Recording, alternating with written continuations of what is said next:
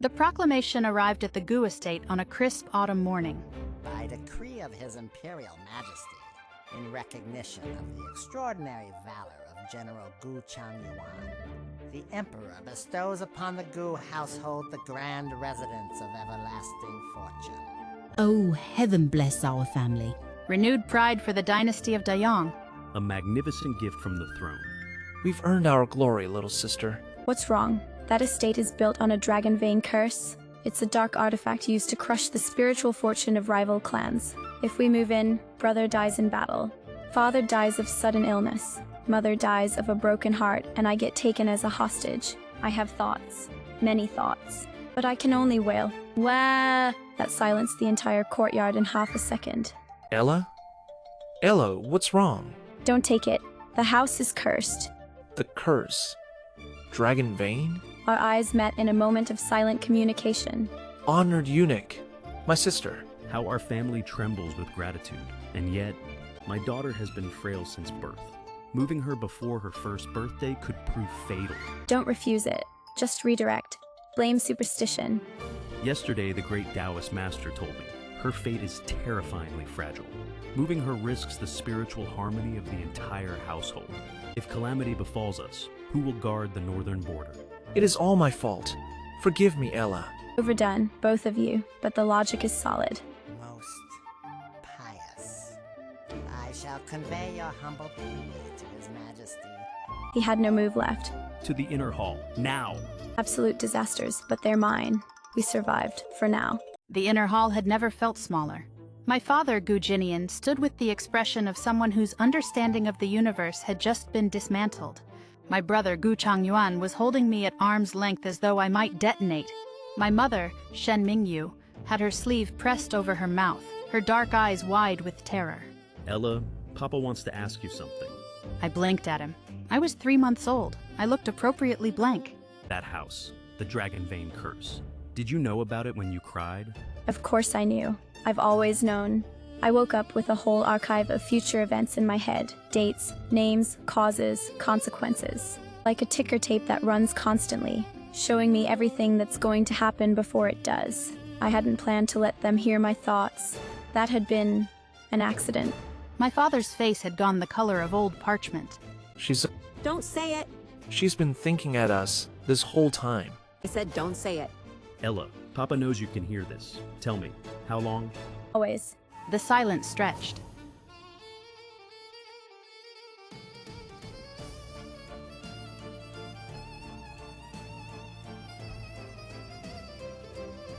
She's our daughter. That's the only thing that matters.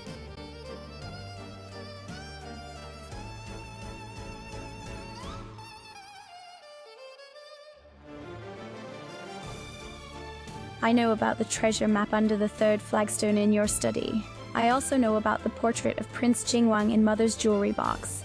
The room went very, very still. My mother made a sound I'd never heard from her before.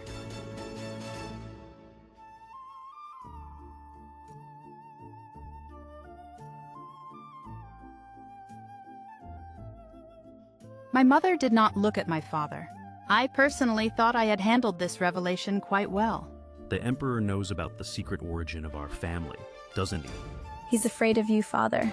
Afraid of your power, afraid of Brother's victories. He's been planning this for years. The cursed estate was just the first move. My father stood up very slowly. He looked at my brother. They realized the edge of disaster was closer than they thought. From this day, everything changes. He wasn't wrong.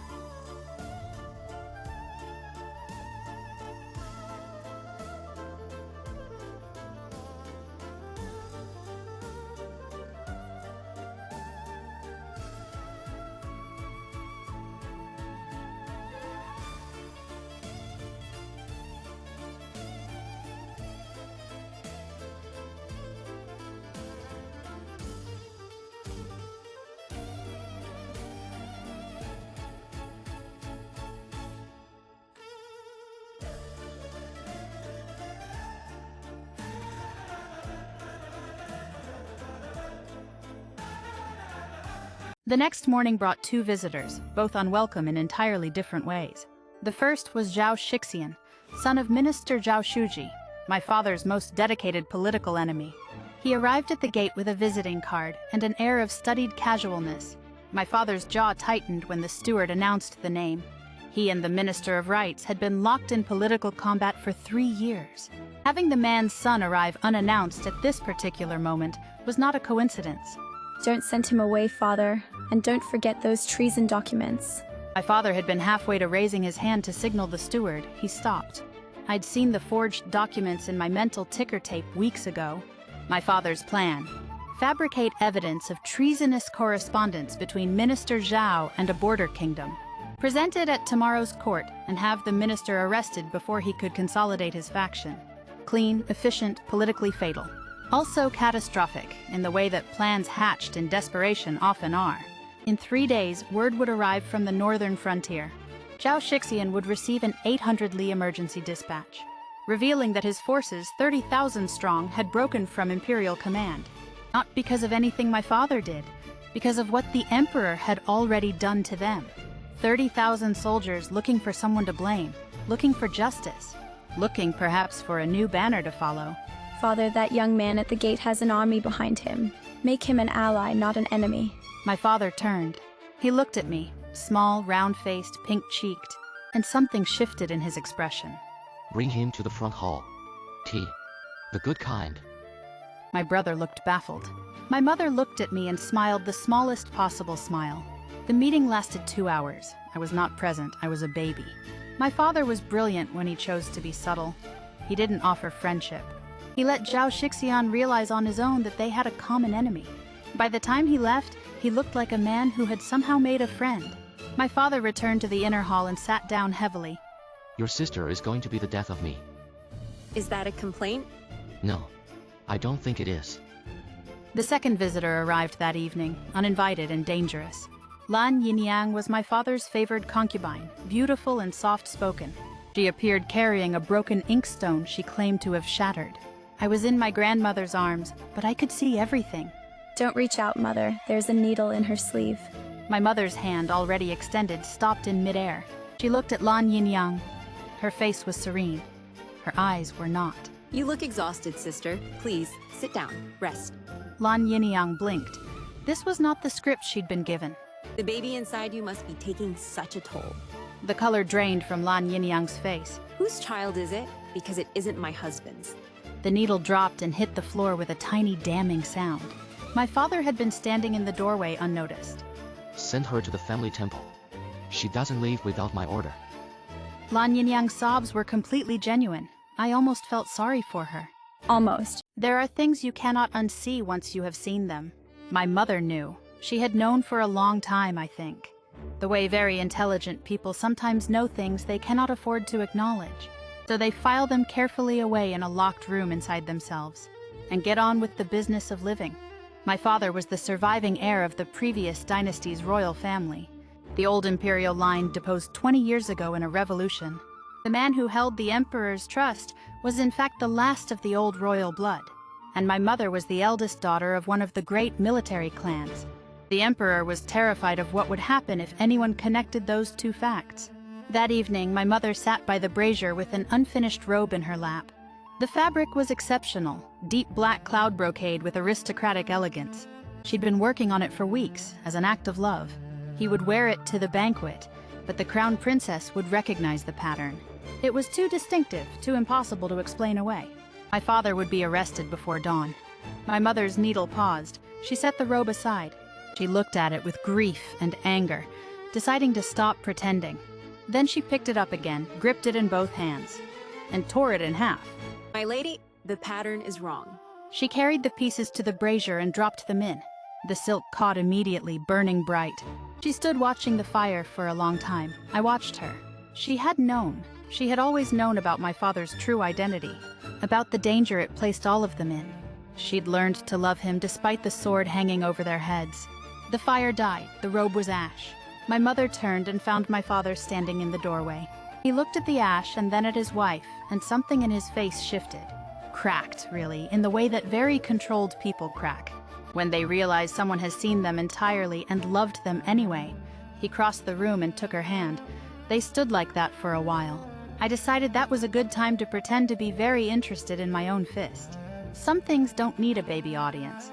The storm gathering around our family came from every direction at once. An impressive piece of orchestration by the Emperor himself.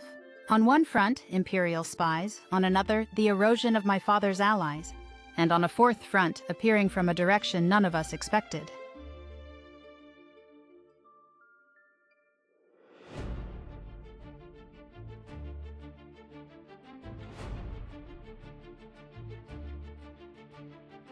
Happy 70th birthday, Uncle.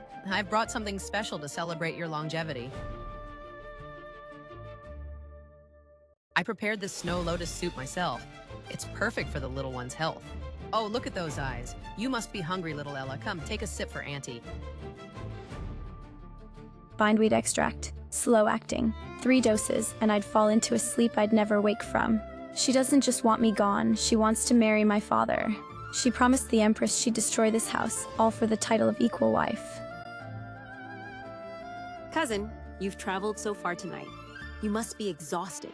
You need this more than Ella does. Drink, please. I couldn't. It's for the baby. My wife is being hospitable, Ching Ching. Don't be rude.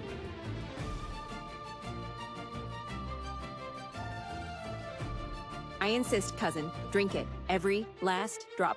The room had become a trap, and she had only just realized she was the one inside it.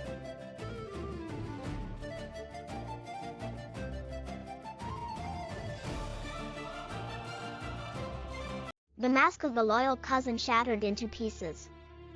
She fell, her entire world collapsing along with her dignity. Raw fear replaced every calculated thought she once had. It was the Empress. She approached me 6 months ago. The master of the house stood like an unshakable mountain of ice. A mother's protective instinct burned beneath her silent gaze. She said if I helped her get information about this household, she would guarantee my family's safety when the Gu family fell. What? The single word struck her with the weight of a death sentence. She is very confident. Between husband and wife, a heavy understanding passed. The abyss was no longer staring back, it was here. The family temple. Same as the concubine. The sound of steel echoed the finality of his words. She was a broken puppet whose strings had been cut. The grand hall felt colder as the traitor was dragged away. The silver moon watched in silence as justice was served.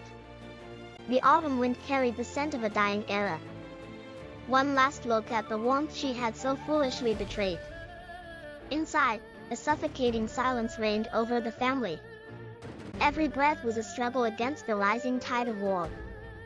Her hands trembled, not from fear, but from the weight of the future. The young soul watched, understanding more than any child should. It is the Empress now, too. It was always the Empress. She has been working through proxies. We just did not have proof until tonight. We have proof now? Yes. You know what this means? Yes. It means we stop waiting. The torch of rebellion was passed to the old generation. Prince Guling, the last great general, remained unmoved. A lifetime of war had prepared him for this single moment. A silent decision sparked between father and son. The war for survival had officially begun. The Empress would not stop. She had too much to lose and too much to fear. Finally, waiting would only get us killed. The only question was whether my family would understand in time. They understand it now. The storm has arrived, but the Gu family is ready. She arrived on a Tuesday, the day when everything goes wrong. My brother found her sitting alone at a crossroads shrine. Her face was a composition in soft vulnerability, field-tested and refined. He was on his way back from one of his patrol circuits. Miss, it is a dangerous road for a woman alone. Where are you headed? To the capital, General. My father was a scholar, but the fever took him. I only have my small training in herbal medicine left. My battle-hardened brother took one look and decided she needed rescuing. Within a week, she had become indispensable to the household. This should ease the stiffness in your joints, Master Gu. She brewed medicines for my grandfather and earned his deep trust. You have a sharp eye for detail, Ying Ying. I don't know how we managed without you. She made my grandmother laugh and helped my mother with everything. She played with me when the nurses were occupied. She was very good at it. She smelled of a delicate floral perfume that everyone found pleasant. I found it less pleasant when I figured out what it actually was. My brother was in the middle of laughing at something she had said. Brother, get away from her. She is a spy and that perfume is a trap. He stopped laughing. Very slowly his expression rearranged itself. Her real name is Nightingale. She is mapping our defenses right now. Ying Ying, would you mind looking after Ella for a moment? He handed me over with a smile that could have melted iron. Of course, General. I need to discuss something with Father anyway. Aren't you a sweet little thing? So quiet, just like a little doll. Your partner is in the hidden passage. He is waiting for your signal lamp. For 3 seconds we looked at each other with perfect mutual understanding. Then the study door opened, and my father and brother came back. The hidden passage has been sealed, Ying Ying. Your partner is already caught. To her credit, she didn't run. She set me down with care. How long have you known my true identity? About 2 minutes. Ella told me everything. Tell us who hired the foreign operatives to find me, now. The Emperor! She wants proof of your true identity to destroy you! The net was tightening. Every direction we looked, we found another thread. We knew their contact protocols and intelligence sites by morning. It is time to stop watching the web and start cutting it. The hunt was over. The counterattack had officially begun.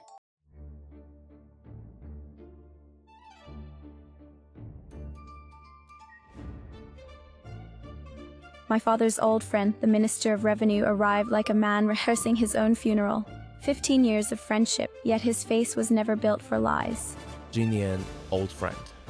I wouldn't ask if the situation wasn't dire.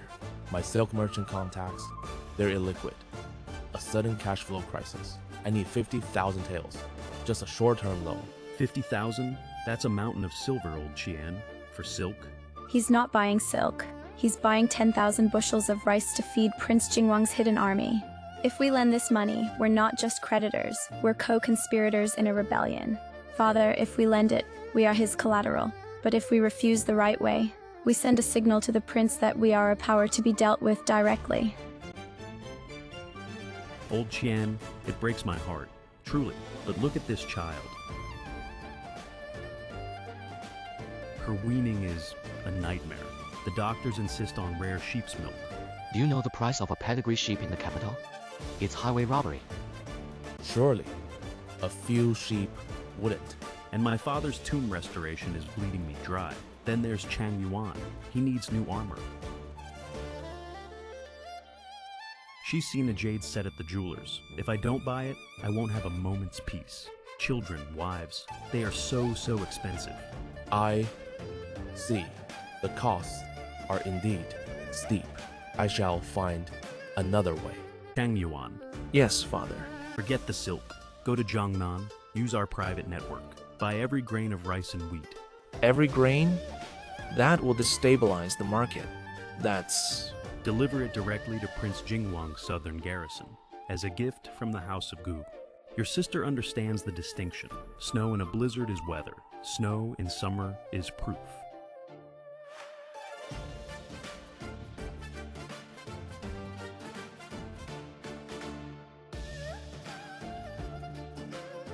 We have an ally. I already knew. I'd seen the ticker tape of the future. Knowing the ending doesn't mean you can't appreciate the beginning. We have a chance. For once, I listened.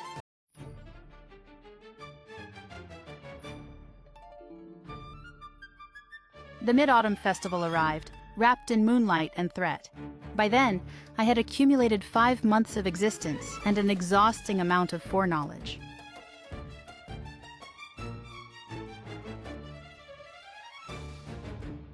Mother, I am late with my tribute. The eastern sea routes are treacherous these days. Family is never late, Jing'an. Only the heart can be delayed. Every pearl has been treated with a resonance compound.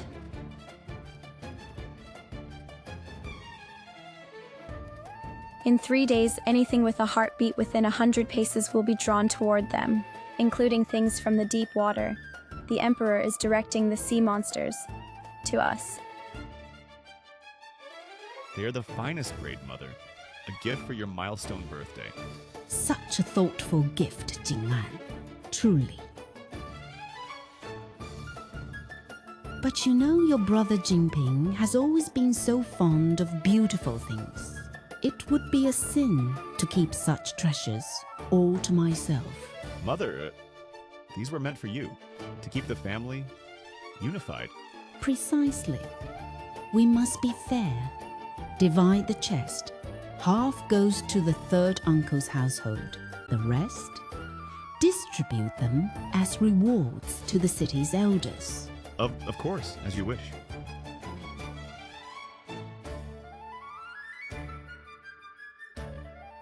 The Imperial Intelligence Network received no coherent signal.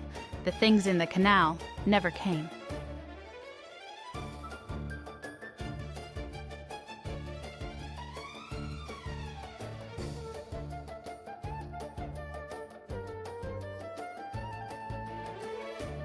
Uncle Jingan left before sunrise. He would not come back. He tried to erase us all. Not just a court scandal, a massacre. The Emperor has run out of conventional options. He's negotiating with demons now. The attempt told us something important. The Emperor had moved from the political to the catastrophic. It's no longer a game of shadows. It's a war for survival, and we are just getting started.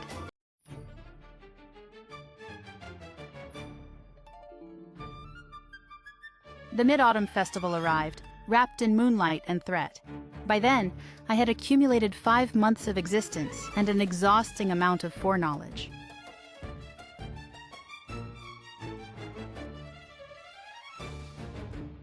Mother, I am late with my tribute. The eastern sea routes are treacherous these days.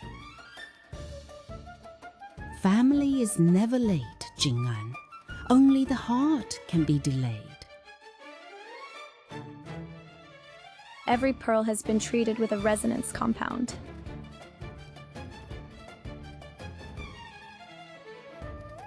In 3 days, anything with a heartbeat within 100 paces will be drawn toward them, including things from the deep water.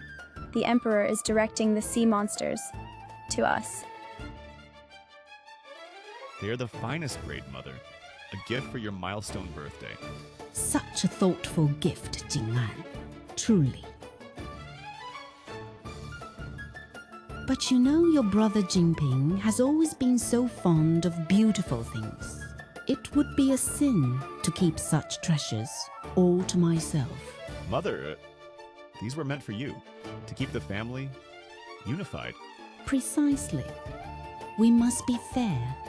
Divide the chest. Half goes to the third uncle's household. The rest? Distribute them as rewards to the city's elders. Of course, as you wish.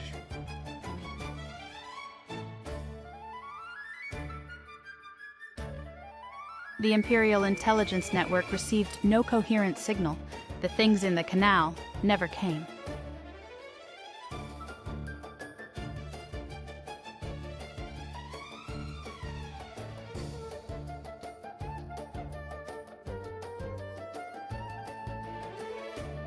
Uncle Jingan left before sunrise. He would not come back. He tried to erase us all. Not just a court scandal, a massacre. The Emperor has run out of conventional options. He's negotiating with demons now. The attempt told us something important. The Emperor had moved from the political to the catastrophic. It's no longer a game of shadows. It's a war for survival, and we are just getting started. The Imperial Banquet Hall glittered with 10,000 lanterns. The Emperor sat on his dragon throne, smiling with practiced magnanimity. Around him, the full court of Dayang assembled for a historical event. He had not expected my father to arrive smiling too. My father walked with the unhurried ease of a man who owns the room. Duke of Zhenguo, it comes to my attention that certain accusations have been made. Accusations of disloyalty, of conspiracy. Your Majesty is well informed as always. You don't deny it? I would never presume to deny anything in this sacred hall. I do have something to present to the court's consideration, however. The imperial seal blazed golden across the crowded hall. The late Emperor's last edict, the final decree, issued by the late Emperor in recognition of the instability of the succession. The bearer is authorized to call upon Prince Jingwang to restore order. The Empress's chair scraped against the floor as she rose. The Crown Prince's cup shattered on the tiles. The Emperor went the color of old ash and aged 10 years in 3 seconds. Forgery! That document is a forgery! Then the prince himself may examine it. I understand he's nearby. A sound built, boots on stone, the metallic whisper of drawn weapons.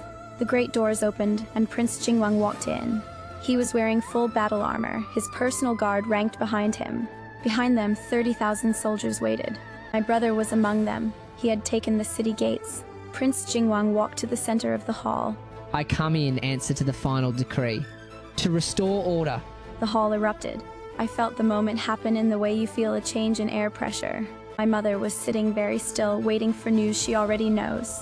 The emperor deposed, the empress convicted, Lan Yinyang sentenced, and Prince Jingwang ascending the throne, beginning the Great Restoration. And my father, Gu Jinian, appointed regent.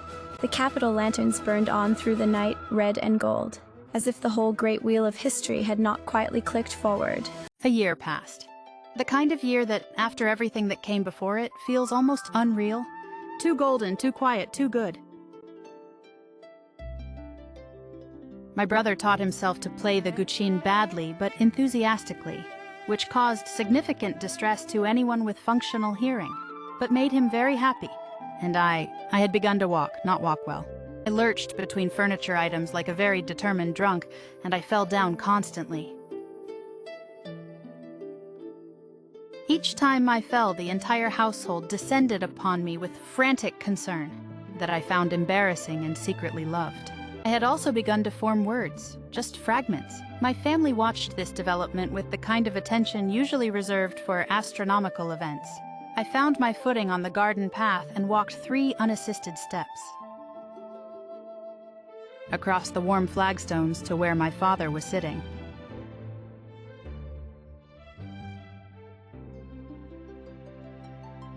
I had been saving my first word very carefully. I had considered many options. Victory was too pompous, finally was too smug. Baba! The garden went absolutely silent. My father's smile stopped, held in place by surprise. My mother's hand flew to her mouth.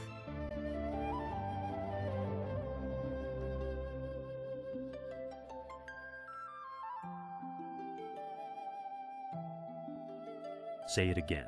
Baba. She said it. She actually said it. Of course I said it. I've been waiting for exactly the right moment. Dramatic timing is a family trait. I thought, we made it. This was always the ending I was saving for. Ella, you are this family's greatest fortune. Don't let anyone tell you otherwise. I know, Father. I've always known. That's why I chose you.